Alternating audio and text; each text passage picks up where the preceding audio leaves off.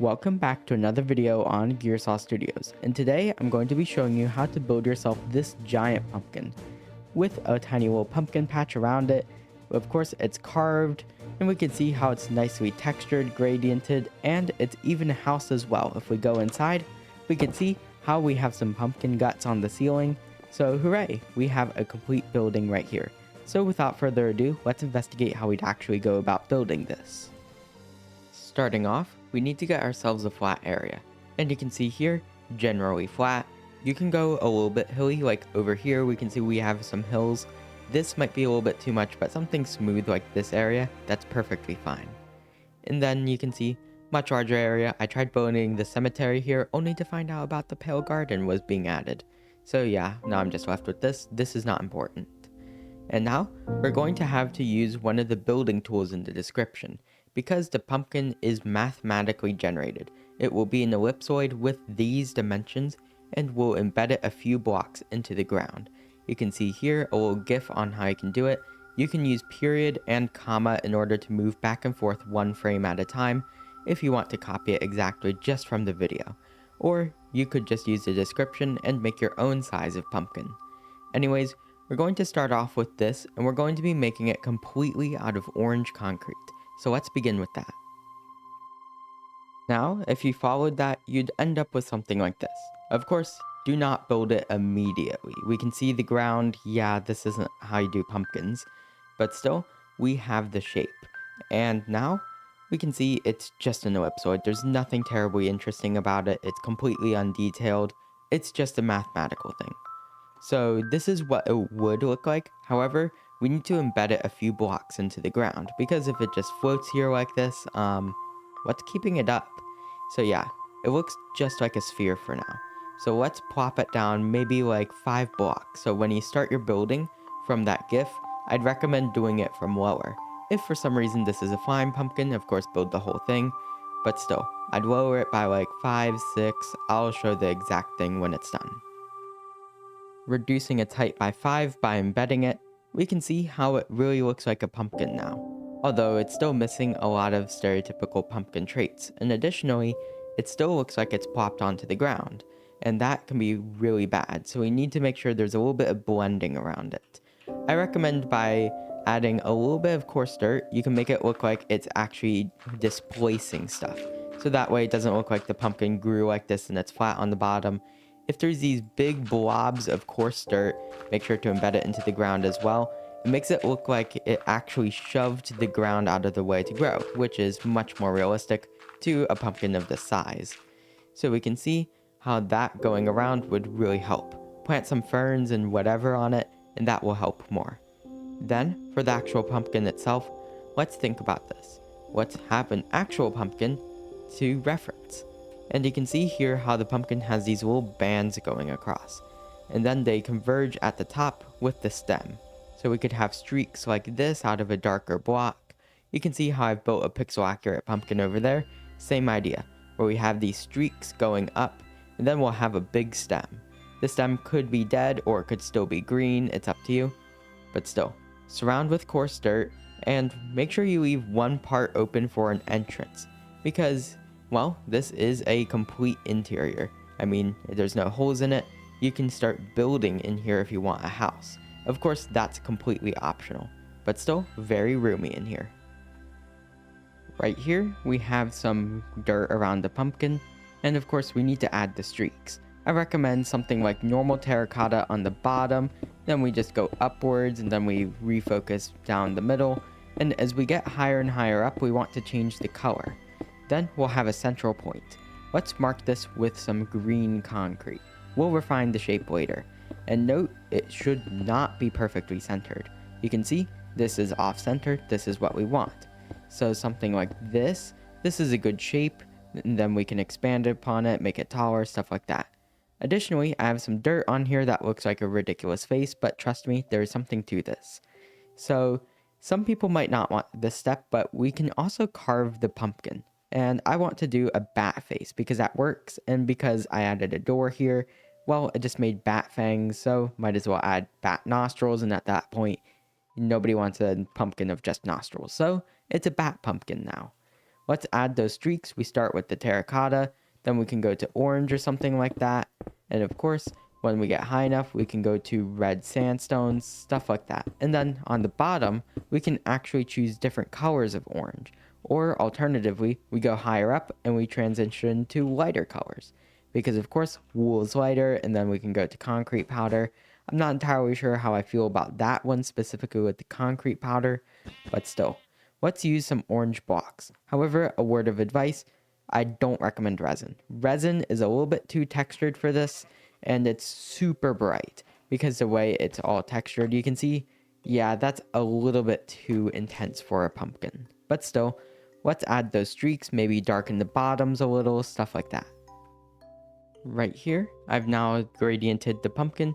We have some thick orange terracotta streaks going towards the middle to a kind of loppy stem. It's just made of green concrete and terracotta, and well, it's a stem, nothing more. And how we actually have a complete gradient on the orange part too to make sure it looks professional. On the bottom, we start with some acacia planks. And of course we have firefly bushes around on the dirt. Then we go to red sandstone, orange concrete, then some orange wool, and orange concrete powder at the very top. You could try gradienting the actual stripes, however I found that to not be effective. Every block I tried just didn't work with orange terracotta, so yeah. And on the inside, let's turn on night vision for this. You can see how we have an extra layer of orange wool just to make sure that the concrete powder doesn't fall. And then on the front, we have the beginnings of the actual carving of the pumpkin. I tried all sorts of different ways, but ultimately I decided that the best method is literally just to use a bunch of ultra frog lights and carve out what you want. Then we can put an eye on either side, an eye-like shape. Maybe you could put bat ears if you wanted to, something like that. And then I made a very small porch using some dark oak shelves and we can walk inside. Of course, this is meant to be livable. Now with all that in mind, just do a little bit of carving. Of course, we have the nostrils for the bat, and then we can do eye, maybe ears if we want to, and then we'll have the pumpkin's exterior done. Right here, the pumpkin is now carved. Also, a bigger stem might refine it a little bit more later. But anyways, we can see how the eyes are the same as I originally described, except I had to replace the nostrils with an evil smile because the bat stuff just really wasn't working. But still, here's how I did it. For the smile, I went above the door, of course just some shelves, and we have a T here. Then I went up a few blocks and added another T and then another. Then I made it symmetrical. From here, we can see how we have, well, a smile because I connected them up, added a few points like this, and what do you know, evil smile. Then for the eyes, I recessed them by a few blocks. You can see all ultra frog lights and the insides are yellow terracotta. Technically you could use normal resin, but that's a little bit too intense. So now the focus would be on the rims of the eyes potentially, which is not something we want. Then at the front, I added some shroom lights just to give it eyes so that way it attracts you. You can see not the best effect on this specific scale, but still, it looks like the pumpkin is watching us, which is pretty cool. The effect is also kind of lost if you just stand at a normal height and walk around the build, but oh well. Now, we need to prepare for the interior. And we have the middle marked out here from when I was originally making the shape itself. But we also need to make sure, one, we don't see the eyes from the inside. Like this, not exactly something we want, although you could definitely work with it. But we need to make it livable. So bedroom, storage room, etc. And remember, you can make rooms and resin is definitely on the table for this one. So keep that in mind. It's a very intense block, but it looks like pumpkin guts, so hooray, we can use that. For the flooring, you can use a whole slew of different blocks, but birch is a very neutral one in case you want something simple. So now, let's just divide the place up and see what shape we get. Right here, I'm working on the inside, and here's what I'm doing. First, I wanted to make a room separate from the rest of it, that way we don't have everything out in the open. We're going to have more rooms, it's just about placing down storage in a reasonable manner. Then, of course, birch planks, very neutral idea. We're going to have some resin mixed in. Speaking of which, we have some striped walls using the same stuff as the outside of the pumpkin. And then I surround the whole thing in resin. Because the concrete powder needed a support block, we can see how the orange wool was added under it earlier in the video. And by the way, I could have just used string. I used one string right here because I didn't want to do anything to that. Well, now we have a bumpy ceiling when I outline it. And hooray, we have some of it on the walls. It's not finished yet. You can see how it's just very flat. And I have about 6 block tall walls. And then I add the thick layer like this. And then I have the bumpy ceiling out of just pure outlines. Let's make it a little bit more bumpy.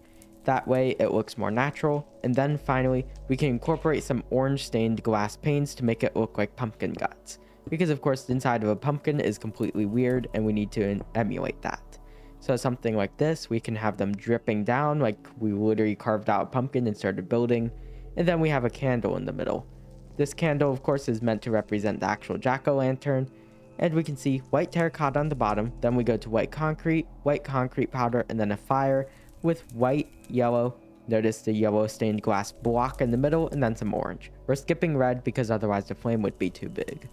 And then we can incorporate some of that resin I wanted to incorporate on the floor. Full blocks are recommended. And then on the back, we can have a ladder going down into a basement if it's needed. Because of course, we need some way to access the mines. Because unfortunately, diamonds are not found on the surface for us. So yeah, we have the pumpkin here. Looks pretty good. We still need the pumpkin patch around it. And that's going to be pretty simple. We just have some rocks, pumpkin plants, etc. So yeah. Let's fill out the inside and make it basically just a livable base. And don't forget, copper golems exist now. Now, we have the interior complete. Technically, you could add a bit more, but still. On the ceiling, all that resin. Now we have some of that orange, and you can see how it's dripping down. We have some strands going across, full blocks, stuff like that. We have this upper layer with the bed and the ender chest. You could add a bit more to this.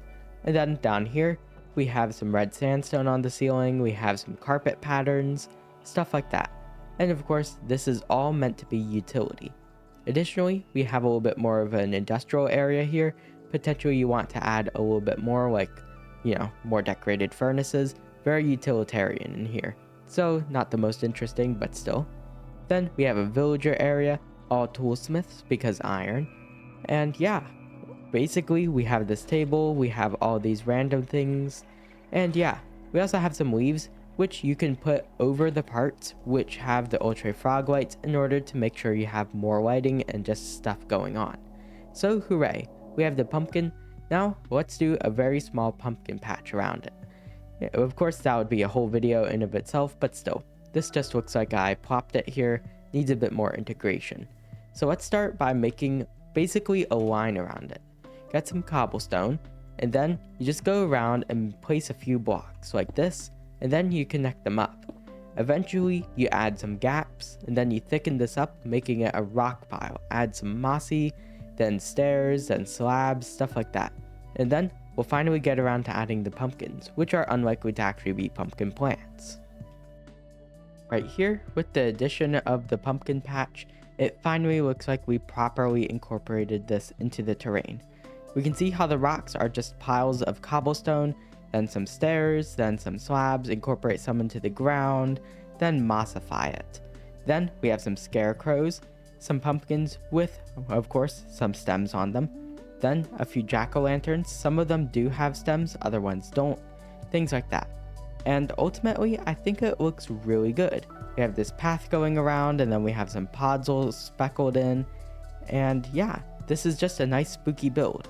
Of course, if you're more interested in just the pumpkin patch, I kind of went a little quick. I think I'll do a separate mini tutorial on expanding it, but still, we have a pretty nice thing going on. So now, let's take a quick look in Vibrant Visuals. Here in Vibrant Visuals, you can see how the pumpkin's lights are a lot more powerful. Of course, we have increased render distance to see more things around, but still, how we have the bloom on the lights really just adds a lot to the build. We go around, of course I'm using night vision, but still, this whole build looks really good, especially with those emissive particles from the firefly bushes. And if we head on inside, then we can actually see a little bit more. Of course the inside is nice and well lit, and if I take off the night vision, I'm just going to use milk for this in order to make this simple on me.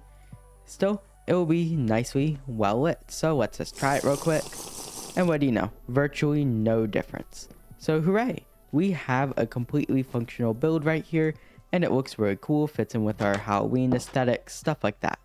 So either way, it's the end of today's video. If you enjoyed this video, remember, please like and subscribe, it really helps me out. Either way, enjoy the rest of your day. Gearsaw out.